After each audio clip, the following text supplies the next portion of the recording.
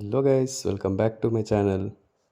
Hit movie ఇప్పుడే చూసా and నా ఒపీనియన్ చెప్పాలంటే చాలా బాగుంది భయ్య. నాకైతే నచ్చింది.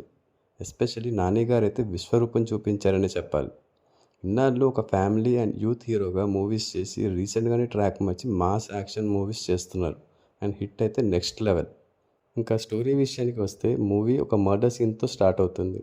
అండ్ ఆ మర్డర్ ఎవరు చేశారు అని ఇన్వెస్టిగేట్ చేస్తుంటే సేమ్ అదే ప్యాటర్న్లో ఇంకా వేరే మర్డర్స్ కూడా జరుగుతున్నాయని తెలుసుకుంటారు. సో ఫస్ట్ ఆఫ్ అంతా అసలు ఈ మర్డర్స్ ఎవరు చేస్తున్నారు, వాళ్ళ మోటివ్ ఏంటి అనే దాని చుట్టూ తిరుగుతుంది.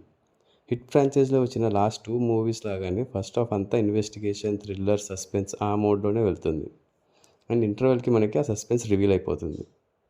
అండ్ ఫస్ట్ హాఫ్లో శ్రీనిధి శెట్టితో వచ్చే లవ్ ట్రాక్ కొంచెం ఇల్లాజికల్గా అనిపిస్తుంది. అండ్ ఈ క్యారెక్టర్ కూడా ఏదో పెట్టాలి కదా అని పెట్టినట్టు ఉంటుంది, కానీ దానికి సెకండ్ హాఫ్లో జస్టిఫికేషన్ ఇచ్చారు. డైరెక్టర్ శైలేష్ కొలను గారు ఫస్ట్ హాఫ్ ఆ సస్పెన్స్ ఎలిమెంట్స్ చాలా బాగా రాసుకున్నారు. చూస్తున్నంతసేపు మూవీలో ఇన్వాల్వ్ అయిపోతాం, ఎక్కడా కూడా బోర్ కొట్టదు. ఆ సస్పెన్స్ రివీల్ అయిన తర్వాత ఇంకా కొన్ని లూజ్ ఎండ్స్ని కూడా సెకండ్ హాఫ్లో కనెక్ట్ చేస్తారు. లాస్ట్ 30 మినిట్స్ అయితే కొత్త ర్యాంప్ ఆడించారు. ఒక్కొక్క షాట్ చూస్తే ఇందిరా బాబు ఇలా చంపుతున్నాడు అనిపిస్తుంది.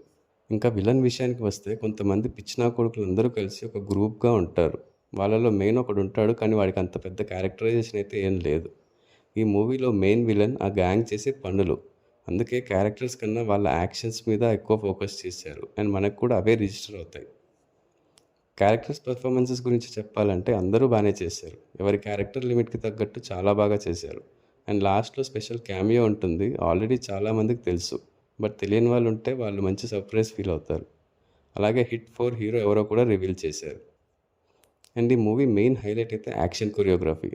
ఎస్, ఫైట్స్ అండ్ కిల్స్ చాలా వైలెంట్గా ఉన్నాయి, బట్ హీరో అలా చంపుతున్నప్పుడు మనం అంత వైలెంట్గా ఫీల్ అవ్వం. ఎందుకంటే వాళ్ళని అలాగే చంపాలనే ఫీలింగ్ వస్తుంది. మ్యూజిక్ కూడా ఓకే. సాంగ్స్ అయితే పెద్దగా రిజిస్టర్ అవ్వవు, బట్ బీజిఎం అయితే చాలా బాగుంది.